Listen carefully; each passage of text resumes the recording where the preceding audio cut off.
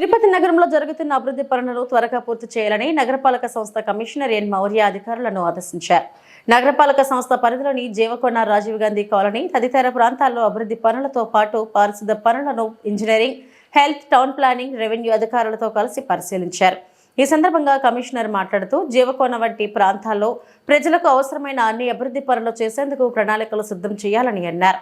అలాగే అక్కడ జరుగుతున్న అభివృద్ధి పనులను త్వరగా పూర్తి చేయాలని అన్నారు. ఇంటింటి చెత్త సేకరణ పక్కాగా చేయాలని, ఎక్కడ చెత్త కుప్పలు లేకుండా పారిశుద్ధ పనులు చేపట్టాలని అన్నారు. డ్రైనేజీ కాలువలు శుభ్రం చేయాలని అధికారులను ఆదేశించారు. చెత్త తొలగించడం, కాలువలు శుభ్రం చేయడం వంటివి ప్రణాళికాబద్ధంగా చేపట్టాలని అధికారులను ఆదేశించారు.